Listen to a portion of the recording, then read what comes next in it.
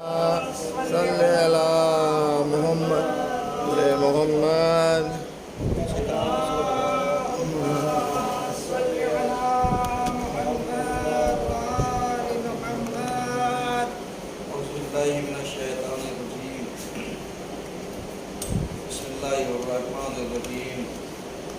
الحمدللہ رب العالمین الصلاۃ والسلام علی اشرف الانبیاء والمرسلین اما بعد فقد قال الصادق علیہ السلام انا لقتل الحسین حرارۃ فی قلوب المؤمنین لا تبرد ابدا صلوات اللهم صل على محمد وآل محمد. عزیزان گرامی، آج کے پہلے خطبے میں باعث کو آگے بڑھاتے ہوئے ہماری گفتگو اس عنوان پر جاری ہے کہ کربلا کیا ہے۔ حضور والا اگر آپ ملاحظہ فرمائیں اور دیکھیں تو ہم نے ماہ محرم کے آغاز سے اور ابتدا سے اس موضوع کے اوپر آپ کی خدمت میں چند باتیں عرض کی، اور آج یہ سفر کے مہینے کا یہ دوسرا جمعہ ہے۔ اب ایسے موقع پر دیکھا جائے تو ایام اضحیٰ اگر ہمارے درمیان ہے تو ایک مہینے سے کم کی مدت میں باقی ہے۔ اب سوال یہ پیدا ہوتا ہے کہ ہم نے ایام اضحیٰ کے موقع پر مجالس اضحیٰ سے کیا سیکھا،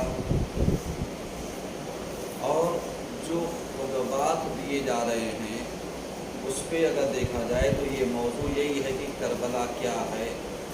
میں بار بار اس چیز کے اوپر آپ کی خدمت میں عرض کر رہا ہوں کہ اگر کوئی ادر پرسن غیر مسلمان یا غیر شیعہ آپ سے سوال کرے کربلا کیا ہے تو آپ کے ذہن میں وہ سارے منطقی جوابات ہونے چاہیے جو ایک سمجھدار قوم کے جوابات ہوتے ہیں، کیونکہ اگر آپ قوم کے جوابات ایک منطقی نظریے سے اطمینان بخش ہوگا تو ادر جو غیر ہیں وہ یہی کریں گے کہ آپ کی بات کو جو لاجکلی ہوگی، منطقی ہوگی، اس کو گوش گزار کریں گے اور سنیں گے، اور جب آپ کی بات وہ سنیں گے تب ان کی سمجھ میں آئے گا کہ یہ جو کربلا میں ہم 2 مہینہ 8 دن امام حسین علیہ السلام کے غم کو مناتے ہیں اس کے پیچھے ریزن کیا ہے۔ کیونکہ آج ہر کوئی سوال یہی کرتا ہے کہ صاحب ریزن کیا ہے کہ آپ کربلا میں غم مناتے ہیں، آپ 2 مہینہ 8 دن امام حسین علیہ السلام پر گریہ بکا کرتے ہیں، اور جب آپ گریہ بکا کرتے ہیں تو آیا اس کے پیچھے کوئی لاجک ہے یا کوئی لاجک نہیں ہے؟ اب اگر لاجک پائی جاتی ہے تو وہ یہ نہ دیکھے کہ ہم اپنے آپ کو کہاں تک لے کر کے جا رہے ہیں، کیونکہ اگر ہم اپنے آپ کو صحیح طریقے سے جان نہیں پا رہے ہیں، پہچانوا نہیں پا رہے ہیں، دیکھ نہیں پا رہے ہیں، اور انسان ہمارے اپنے عمل کو ایک حسین کا عمل کا نام دے رہا ہے تو اس میں ہماری بہت بڑی خطا ہے۔ کیوں خطا ہے؟ کیونکہ ہم گنہگار بندے ہو کر کے اپنی ساری مینٹالٹی کو، اپنے سارے نظریات کو حسین کے نام کے اوپر کیا کیے دے رہے ہیں؟ حسین کے نام پر ہم ساری چیزوں کو پیش کر رہے ہیں۔ مثلا عزاداری کا سلسلہ ایک مومن برپا کرتا ہے، مجلس کا سلسلہ ایک مومن برپا کرتا ہے، اب یہ سب ساری چیزیں جو ہمیں دیکھنے کو ملتی ہیں وہ یہی کہ اگر ان میں ہم نے یعنی حسین کو، ان کے مقصد کو، ان کے مشن کو اگر ہم نے نہیں سمجھا تو یقیناً عزاداری کے مقصد کو، جیسے ہم نے پچھلے ہفتے کہا تھا کہ کیا امام حسین علیہ السلام نے اتنی بڑی قربانی صرف اس لیے دی تاکہ ہم گریہ و بکا کریں، تاکہ ہم روئیں، ہم آنسو بہائیں، ہم غم منائیں؟ کیا اس لیے قربانی اتنی بڑی دی؟ تو ہر صاحب عقل یہی کہے گا نہیں، ہمارے رونے کے لیے، ہمارے گریہ و بکا کے لیے آپ نے اتنی بڑی قربانی نہیں دی۔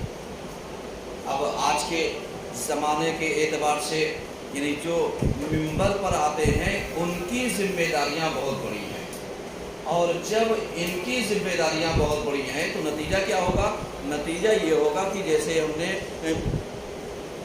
2-3 جمعے 4 جمعے پہلے اگر ذہن میں ہو تو ہم نے کہا تھا کہ منبر پر آنے والے کو کم سے کم ترجمہ قرآن کا پڑھا ہونا ضروری ہے، اور نہج البلاغہ جیسی عظیم کتاب کا مطالعہ کرنا ضروری ہے۔ کیوں؟ اس لیے کہ آج ہم علماء سے جو پڑھے لکھے ہیں ہم ان کی طرف توجہات کم دے رہے ہیں تاکہ ہم اپنے ذائقے کو برقرار رکھیں جو یوٹیوب کی کاپی کر کے آ رہا ہے۔ کیوں؟ اس لیے کہ اس نے ایک اچھی مجلس نکالی، چاہے ذاکر ہو یا ذاکرہ ہو، عالم ہو یا عالمہ ہو، کوئی بھی ہو، خطیب بھی ہو، آپ مدد لیجئے، آپ سلیقہ لیجئے، لیکن آپ ڈیپینڈ نہ ہو جائیے اس کے اوپر، یعنی آپ تعلیمات اہل بیت کے اوپر، پیغام کربلا کے اوپر خالی آپ ڈیپینڈ نہ ہوئیے۔ ڈیپینڈ ہونا ہے تو آپ مطالعہ کیجئے، مقاتل پڑھیے، ہمارے امام کی سیرتیں پڑھیے، ساری چیزوں کو جب آپ پڑھیں گے تب آپ کی سمجھ میں آئے گا کہ حسین کا اصلی مقصد کیا تھا، اور جو ایک موضوع ہے کہ کربلا کیا ہے، تب آپ سمجھیں گے کہ کربلا جو امام حسین علیہ السلام سمجھانا چاہتے ہیں، بتانا چاہتے ہیں، جو ہمارے سامنے بتا رہے ہیں، اس کا مقصد کیا تھا۔ کیوں؟ اس لیے کہ روح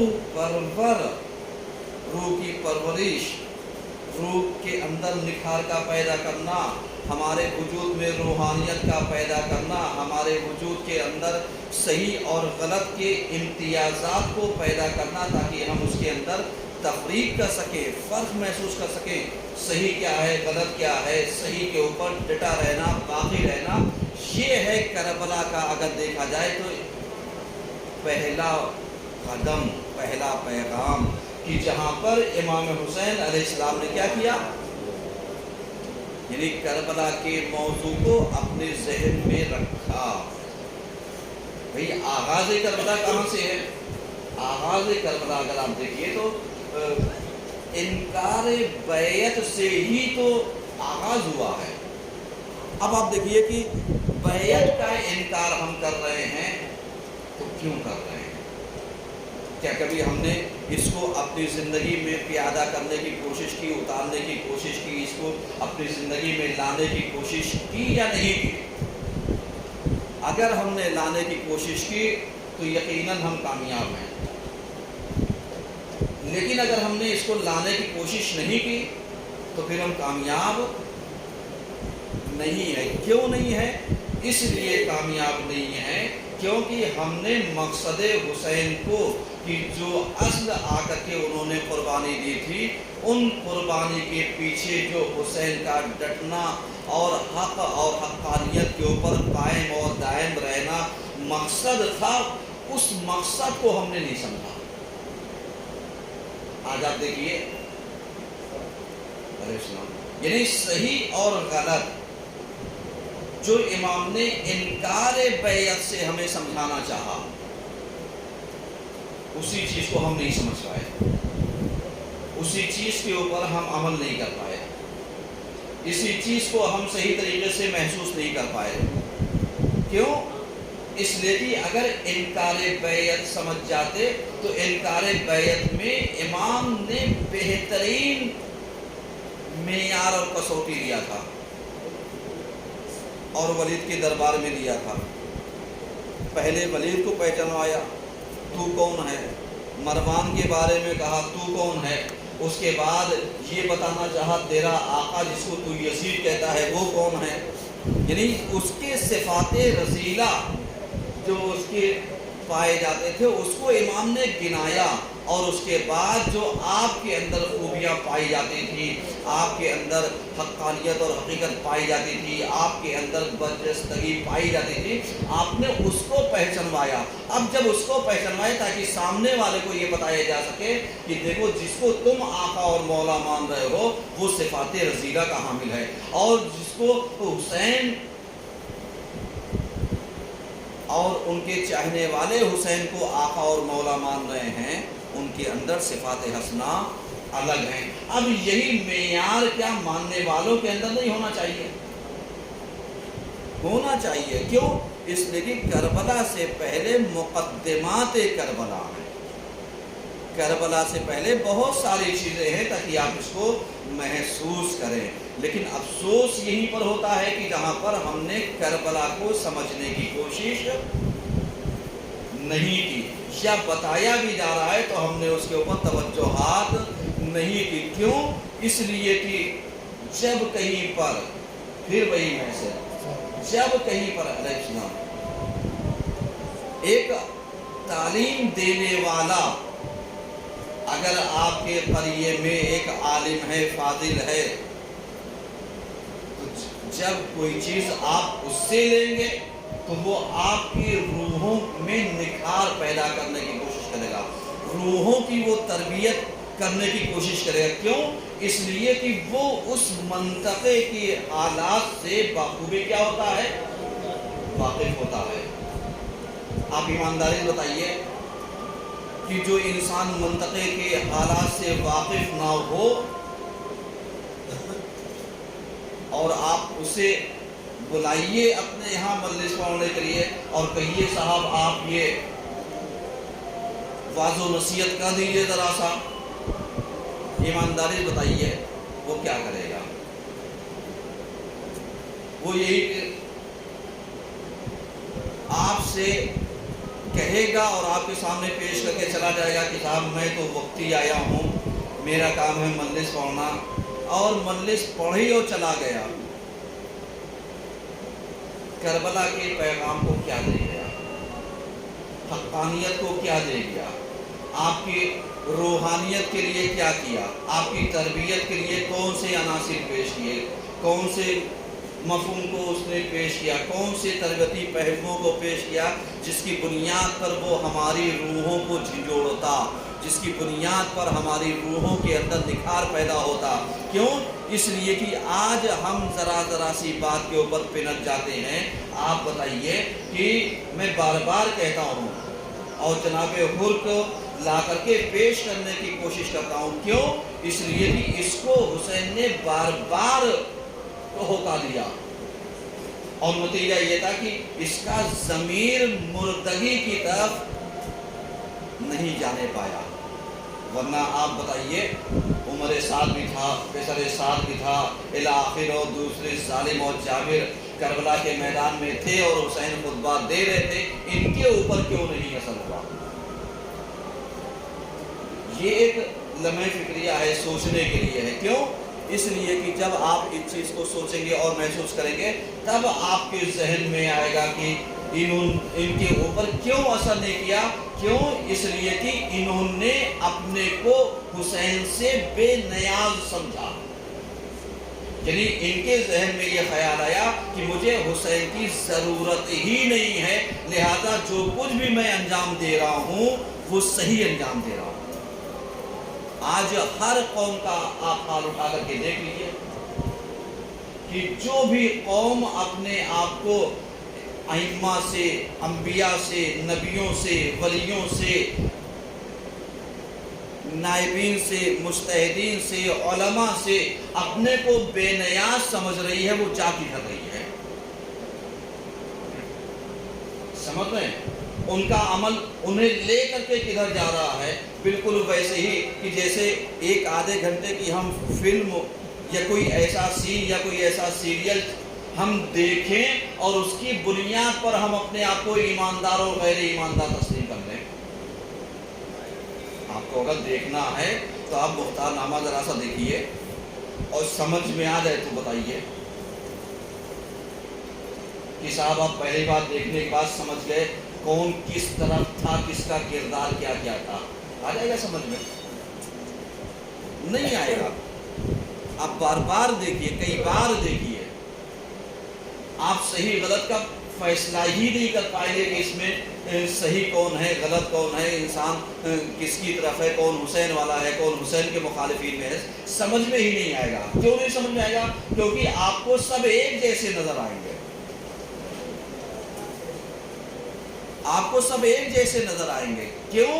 اس لیے کہ آپ دیکھیں گے صاحب یہ بھی حسین کے نام پر جہاد کر رہے ہیں، یہ بھی حسین کے نام پر جہاد کر رہے ہیں، وہ بھی حسین کے نام پر قربانیاں دے رہے ہیں، یہ بھی حسین کے نام پر قربانیاں دے رہے ہیں، وہ بھی نمازیں پڑھ رہے ہیں، یہ بھی نمازیں پڑھ رہے ہیں، یہ بھی کہہ رہے ہیں میں بھی حسین کا چاہنے والا، یہ بھی کہہ رہے ہیں میں بھی حسین کا چاہنے والا۔ نتیجہ کیا ہوگا؟ نتیجہ یہ ہوگا کہ ہم اس چیز کو سمجھ سکتے ہیں کہ ان دونوں میں کون حق پر ہے، کون حق پر نہیں ہے۔ یہی اگر پہچان، شناخت اور معرفت پیدا ہو گئی تو سمجھ جائیے کربلا کے اصلی پیغام کو آپ نے پہچان لیا۔ اور اگر یہی معرفت آپ کے اندر پیدا نہیں ہو پائی تو سمجھ لیجیے پوری زندگی آپ سجدوں میں گزار دیجئے، پوری زندگی روزوں میں، نمازوں میں، خمس و زکوٰۃ و خیرات میں گزار دیجئے، پوری زندگی آپ مجلس میں فرش ادا پہ عزاداری پر گزار دیجئے اور آنسو بہائیے، لیکن آپ فرق نہیں محسوس کر پائیں گے کہ کوفیوں کا آنسو کون سا ہے اور سید سجاد کے آنکھوں سے گرنے والا آنسو کون سا ہے، کیونکہ آپ صرف آنسو دیکھیں گے لیکن آپ کے اندر یہ معرفت نہیں ہوگی کہ کوفیوں کا آنسو مکاروں والا تھا یا مگرمچھ کا آنسو تھا، سید سجاد کا آنسو خون کا آنسو تھا یا اپنے باپ کے اوپر کیے ہوئے ظلم اور جو آپ کی آنکھوں کے سامنے، نظروں کے سامنے جو گزرا تھا وہ تھا۔ غور فرما رہے ہیں؟ یعنی یہ سب چیزیں کیا ہیں؟ سمجھنے کی ہے۔ اب اگر آپ سے کوئی پوچھے کربلا کیا ہے تو کربلا اگر ایک لفظوں میں سمجھانا چاہیں تو سب سے پہلے آپ یہ سمجھائیے کہ کربلا حق اور باطل کو سمجھنے کا معیار ہمیں عطا کرتی ہے، کسوٹی، صحیح اور غلط میں فرق پیدا کرتی ہے، اور اگر ہم صحیح اور غلط میں فرق پیدا نہ کر پائیں تو اس کا مطلب ابھی ہم کربلا کو نہیں جانتے، کربلا کے پیغامات کو نہیں جانتے، حسین کے مقاصد کو نہیں جانتے۔ کیوں؟ اس لیے کہ ہم یہی ساری چیزیں کہتے ہیں کہ صاحب آپ غم منائیے، آپ آنسو منائیے، بہائیے، آپ سارے کام انجام دیجئے، آپ ساری چیزوں کو انجام دیجئے، لیکن صحیح اور غلط کو تو پہچانیے۔ ہاں، صحیح اور غلط ہم کہاں پر پہچانتے ہیں؟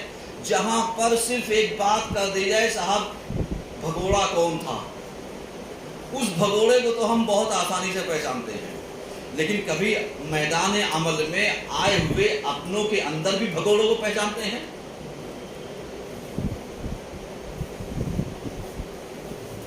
غور کر رہے ہیں؟ تو اس کا مطلب کیا؟ ان بھگوڑوں نے جنہوں نے بدر کو، احد کو، خیبر کو، خندق کو الی آخر وہاں سے بھاگے، ان بھگوڑوں کو جن کو ہم نے دیکھا نہیں انہیں پہچان رہے ہیں، اور جن کے یہاں موجود ہے ہمیں پتا ہے یہ بھگوڑے ہیں، یہ بزدل ہے، یہ دیندار نہیں ہے، یہ حق پرست نہیں ہے، یہ حق بیان نہیں ہے، ان بھگوڑوں کو ہم کیوں نہیں پہچان پا رہے ہیں؟ تو اس کا مطلب کربلا جو تیار ہو رہی ہے، جس کو ہم نے دیکھا نہیں، ان کے اوپر تو خوب واہ واہ کر رہے ہیں، جو ہمارے درمیان بیٹھے ہیں ان کو کیوں نہیں پہچان پا رہے ہیں؟ سبحان اللہ۔ آپ غور کر رہے ہیں؟ جب ان کو نہیں پہچان پا رہے ہیں تو کہیں کل اگر تمہارے امام نے تم سے سوال کر لیا کہ جس کو تم نے دیکھا نہیں تھا ان کے اوپر تو خوب لعنت ملامت کی، اور جن کو تم نے دیکھا جو تمہارے درمیان تھے ان سے تم تفریق کیوں نہیں کر پائے کہ صاحب سچائی پر آ جاؤ، حقانیت پر آ جاؤ، حق پرستی پر آ جاؤ، باطل کو چھوڑ دو، ضدوں کو چھوڑ دو، عقل بازی کو چھوڑ دو، واقعیت پر آ جاؤ، توبہ کر لو، ان کو کیوں نہیں ملامت کیا؟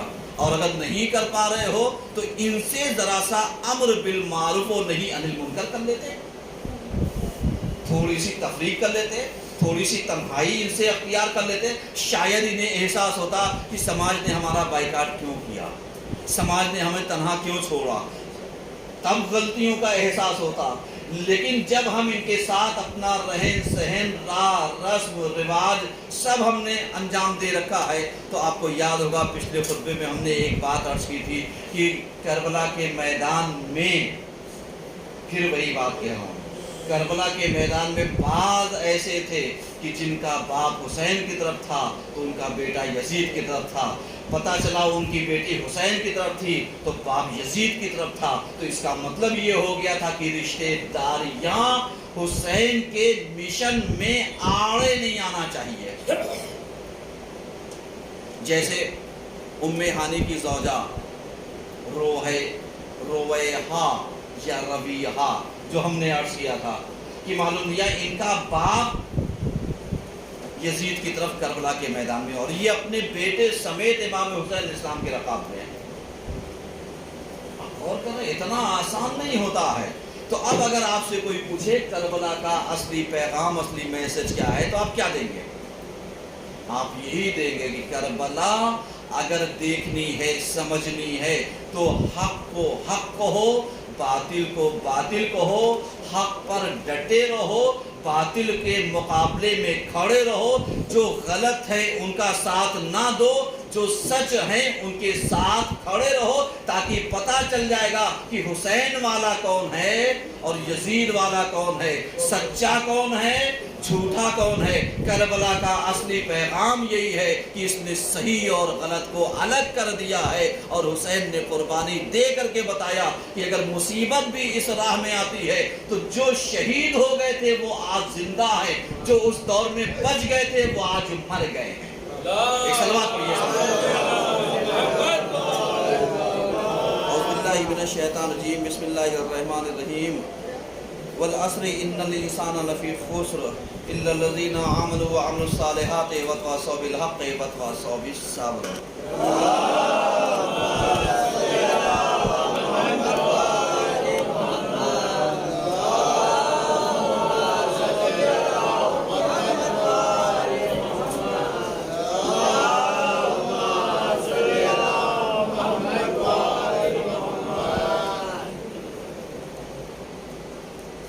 من الشیطان الرجیم، بسم اللہ الرحمن الرحیم۔ الحمدللہ رب العالمین، الصلاة والسلام علی اشرف الانبیاء والمرسلین، اما بعد فقد قال الحسین علیہ السلام ھذا ما اوصى به الحسین ابن علی ابن ابی طالب الی اخیہ محمد المعروف ابن الحنفیہ ان الحسین یشہد ان لا الہ الا اللہ وحدہ لا شریک لہ وان محمدا عبدہ ورسولہ وجاء بالحق من عند الحق۔ صلی اللہ علیہ وسلم۔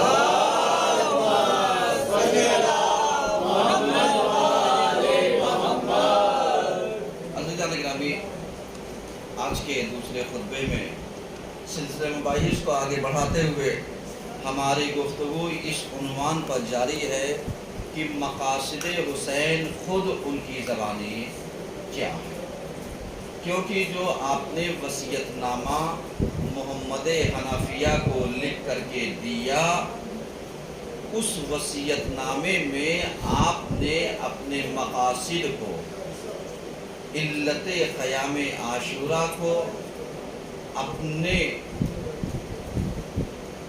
مدینے سے نکلنے کو، اپنے خروج کو بیان کیا، تاکہ جو لوگ بعد شہادت حسین یہ کہنے لگیں کہ حسین نے ایک حکومت کے خلاف خروج کیا تھا، لہذا اگر یہ اس راہ میں مار دیے گئے تو یہ العیاذ باللہ خارجی ہے۔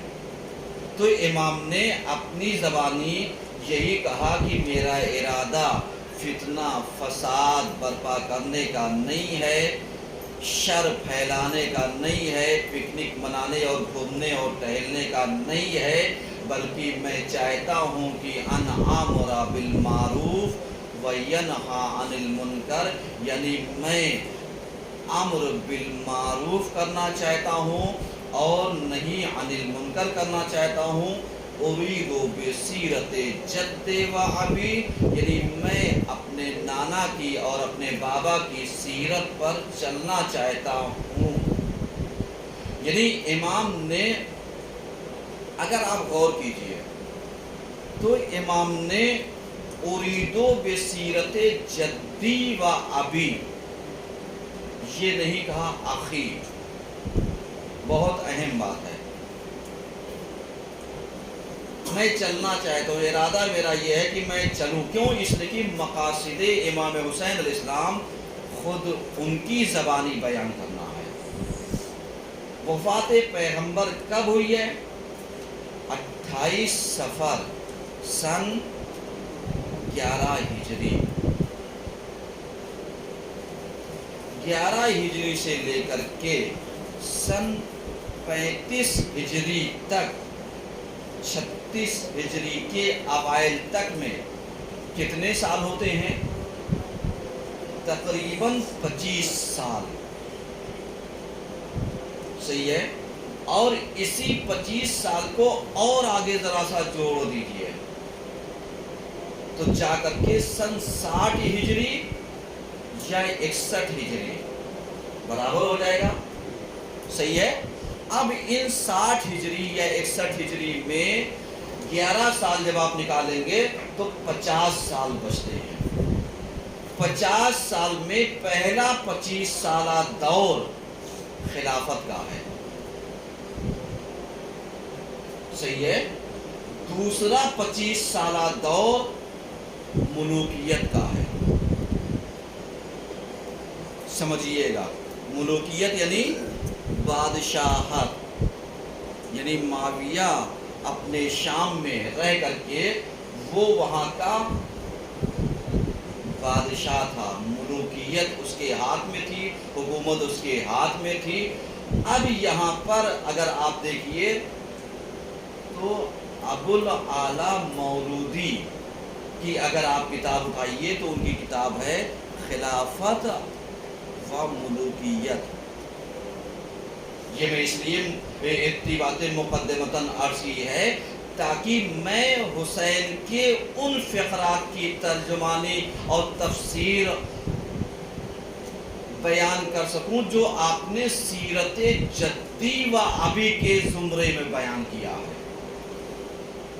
समझ रहे हैं? क्यों? क्योंकि अगर इस्लाम की हिस्ट्री को जो करबला से पहले 50 साला दौर है, अगर इसको तुमने समझ लिया तो समझ जाओ मकसद इमाम हुसैन खुद उनकी ज़बानी आसानी से समझ में आ जाएगा। और अगर तुम इसको नहीं समझ पाए, यानी 25 साला दौर खिलाफत का, यानी बाद वफ़ात पैगंबर सन 11 हिजरी से लेकर के सन 35 हिजरी के लास्ट या 36 हिजरी के शुरू तक में, यहाँ तक देखिएगा तो खिलाफत का दौर है। इस खिलाफत के दौर में क्या पैगंबर की नमाज का सलीका और तरीका बेऐने ही वैसे ही बरकरार था जैसे पैगंबर पढ़ाया करते थे? ये सवालात अबुल आला मौदूदी ने अपनी किताब में उठाए हैं और उन्होंने शाहिदे मिसाल के तौर पर, अपनी दलील के तौर पर बहुतों को ये कहते सुना। यानी जब 36 हिजरी या 35 हिजरी में मौलाए कायनात ने जब नमाज पढ़ाई, ऐसा नहीं पढ़ाते थे, पढ़ाए हुकूमती पैमाने पर। यानी खिलाफत के बाद जब आप ज़ाहिरी तौर पर चौथे खलीफा हुए हैं, सही है, तब आपने नमाज पढ़ाई तो बहुतों ने कोहनियाँ मारी ये कह के आज तो वैसे ही महसूस हुआ जैसे हम नमाज पैगंबर के पीछे पढ़ते थे। अब आप जरा सा बताइए कि जो लोग ये जुमला कह रहे थे وہ اچھے سے سمجھ رہے تھے کہ جو ہم نماز پڑھ رہے ہیں وہ پیغمبر جیسی نماز جو خضوع اور خشوع کے ساتھ تھی وہ نہیں پڑھ رہے ہیں. سمجھ رہے ہیں اس کا مطلب کیا ہوا؟ اس کا مطلب یہ ہو گیا کہ یعنی ملوکیت اور خلافت یہ بہت اہم چیزیں ہیں سمجھنے کے لیے. تو جب مولا کائنات کے پاس یہ لوگ آئے اور بیعت کرنا چاہیے تو آپ ایسا نہیں کہ پہلی بار آئے تھے، اس سے پہلے بھی آئے. کہا آپ کو سیرت پر چلنا ہوگا کس کی؟ کہا شیخ کی. سیرت پہ کس کے چلنا ہوگا؟ کہا شیخین کی. تو امام نے یہی کہا تھا کہ میں کسی کی سیرت پر نہیں چلوں گا بلکہ میں اس شریعت کے اوپر چلوں گا جو پیغمبر کی شریعت اور پیغمبر کی سیرت ہے. آپ بتائیے اگر علی نے ایسا جواب دیا تو کون سا غلط دیا؟ لیکن جو لوگ مفاد پرست ہوتے ہیں، موقع پرست ہوتے ہیں، جو لوگ سیاست باز ہوتے ہیں، انہیں اس سے مطلب ہی نہیں. کہا نماز رسول کے زمانے میں پڑھتے تھے، اب پڑھیں. نماز ہی تو پڑھنا ہے چاہے جہاں پڑھ لیں گے. آج ہم بہت آسانی سے کہتے ہیں، نہیں کہتے ہیں، کہتے جمعہ کی نماز نہیں پڑھنے جائیں گے. کہا کیوں؟ کہا اس لیے کہ جمعہ کی نماز کوئی واجب تھوڑی نہ ہے، ہم اپنے گھر میں ظہر پڑھ لیں گے، واجب ظہر ہے.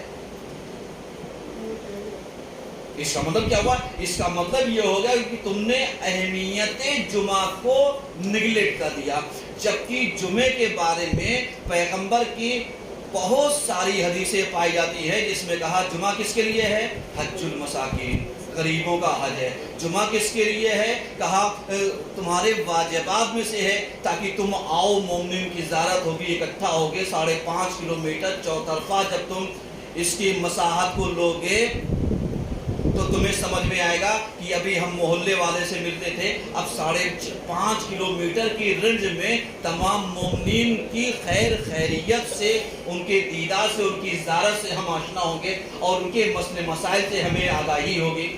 تو اس کا مطلب ان چیزوں کو ہم نے کیا کیا؟ نگلیکٹ کر دیا. یہ کہہ گے صاحب واجب نہیں ہے. جواب دے سکتے ہیں؟ نہیں دے سکتے. تو اب آپ سمجھیے ویسے ہی جیسے جن لوگوں نے خلافت کے پیچھے نماز پڑھی، کہا ہم چاہے علی کے پیچھے آ کے نماز پڑھ لیں، چاہے ادھر مقصود نماز پڑھنا تھا، مقصود زیارت یعنی نماز کو جماعت سے پڑھنا تھا. اب چاہے جماعت ہم خلیفہ وقت کے پیچھے پڑھ لیں، چاہے امام وقت کے پیچھے پڑھ لیں، نماز جماعت سے پڑھ رہے ہیں یا نہیں پڑھ رہے ہیں. تو اب آپ سمجھتے ہیں فرق کہاں پر ہے. حسین نے کیا کہا؟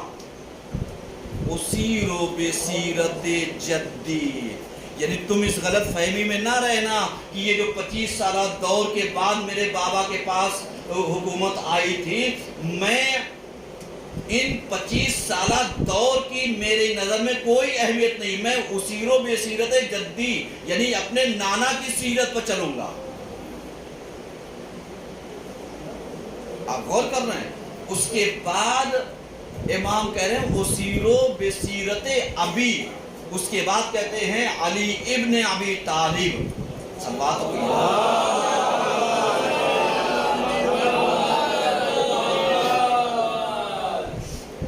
آپ غور کر رہے ہیں؟ یعنی آپ محسوس کیجئے، آپ بتائیے، آپ سمجھیے، سمجھنے کی کوشش کیجئے. کیوں؟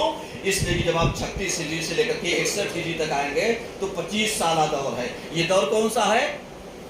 ملوکیت کا، کہ جہاں پر مولا کائنات حاکم ادھر کے تو شام کا بادشاہ الگ ہو گیا.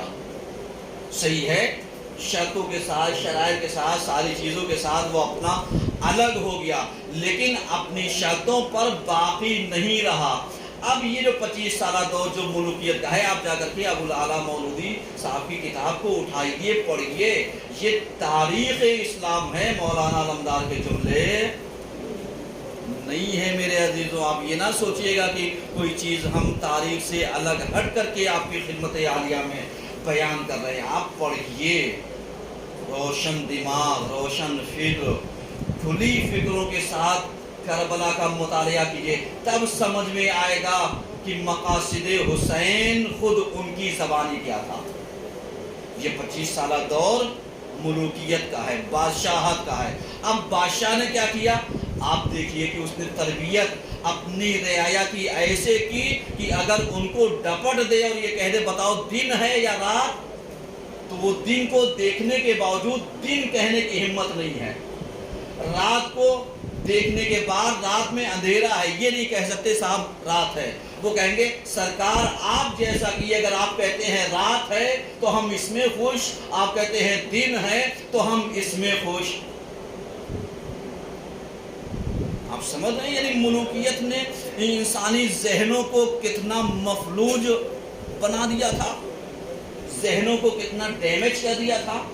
اور اس کے بعد اگر آپ دیکھیں تاریخ میں اٹھائیے بہت سارے نام پائے جاتے ہیں کہ جس میں لوگ اونٹ اور اونٹنی کو دیکھنے کے باوجود جن کے اندر علامت ظاہریہ پائی جاتی تھی، آیا یہ نر ہے یا مادہ ہے، میل ہے یا فیمیل ہے، اس کے دیکھنے کے بعد اگر ان سے شامیوں سے پوچھتے یہ کون ہے تو کہتے سرکار جیسا یہ کہیں گے، اگر یہ کہیں گے یہ نر ہے تو یہ نر ہے، یہ کہیں گے مادہ ہے تو یہ مادہ ہے۔ اس کا مطلب آنکھوں سے دیکھنے کے باوجود تم علامت دیکھ کر کے یہ نہیں پتہ لگا سکتے ہو کہ صاحب یہ نر ہے یا مادہ ہے، مرد ہے یا عورت ہے، تو تمہیں کیسے پتہ چلے گا جو مدینے میں ہو رہا ہے وہ کیا ہو رہا ہے؟ تمہیں کیسے پتہ چلے گا جو کوفے میں ہو رہا ہے وہ کیا ہو رہا ہے؟ کیوں؟ اس لیے کہ جس کے اندر ظاہری علامتوں کو دیکھنے کے باوجود ذہن اتنا مفلوج اور بیکار اور ڈیمیج ہو چکا ہو، جو پہچاننے کی صلاحیت نہیں بلکہ غلامی کی اس زنجیر میں جکڑا ہو کہ جیسا آقا کہہ دیں گے ویسا ہم مان لیں گے۔ ایسے موقعوں پر حسین نے جھنجھوڑنے کے بعد یہی کہا کہ دیکھو اسی رو بسیرت جدی و ابی علی ابن ابی طالب علیہ السلام۔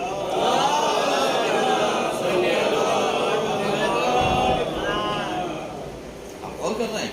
یعنی اب آپ ذرا سا یہاں سے لمحہ فکریہ دوڑائیے اور سمجھیے کہ جب کربلا کو سمجھنے کے لیے عقل بینا، شعور بینا، بہترین فکر، دور اندیشی، علم، صلاحیت، سمجھنے کی، پرکھنے کی ایبیلیٹی اور قابلیت، تاکہ آپ صحیح اور غلط کو پہچان سکیں، کم سے کم اتنا شعور ہر منبر پر آنے والے کو ہونا چاہیے۔ آج آپ بتائیے مقصد حسین میں ابھی مجلس ہو رہی ہو اور اذان ہو جائے، ہم کیا کرتے ہیں؟ جن کی نظر میں سیرت سید سجاد ہوتی ہے احترام اذان، بولو کوئی بھی دے رہا ہو، وہ ٹھہر جاتا ہے۔ اور بعض اوقات ہم اپنے آپ کو بہلانے کے لیے مائک بند کو تو آواز نہیں جائے گی وہاں تک، اس کا مطلب کیا ہوا؟ اس کا مطلب کربلا کے پیغام کو ہم آج تک نہیں سمجھ پائے۔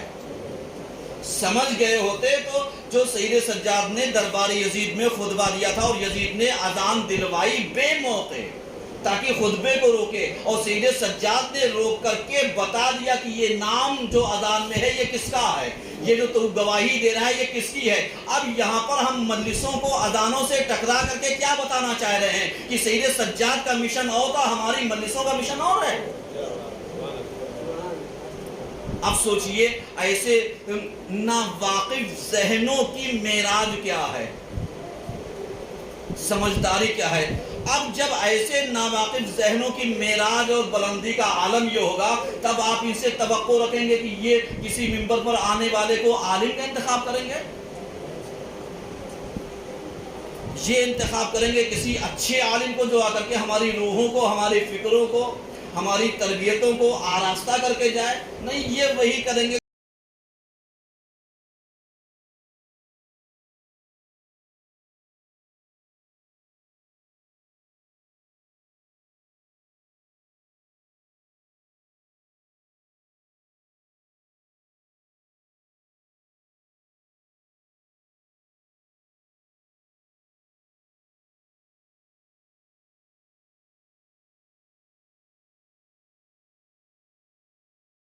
صلو علی النبی یا ایھا الذین آمنوا صلوا علیہ وسلموا تسلیما اللہم صل علی سیدنا محمد صلی اللہ علیہ وآلہ وسلم وعلی امیر المومنین علی بن ابی طالب وعلی فاطمہ محمد وعلی رسول मुस्तफ़ा वल हुसैन शहीद बि करबला व अली इब्न हुसैन मोहम्मद इब्न अली व जाफर मोहम्मद मूसा इब्न जाफर व अली इब्न मूसा मोहम्मद इब्न अली व अली इब्न मोहम्मद व हसन इब्न अलैहिस्सलातु वस्सलाम अल्लाहुम्मा सल्लि अला मौलाना साहिब इस्लामी आसार बतुगियान व हादमी अब्द शिरक व नफाक।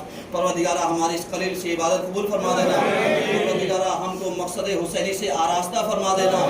परवरदिगारा मकसद हुसैनी पर चलने की तौफीक अता फरमा देना।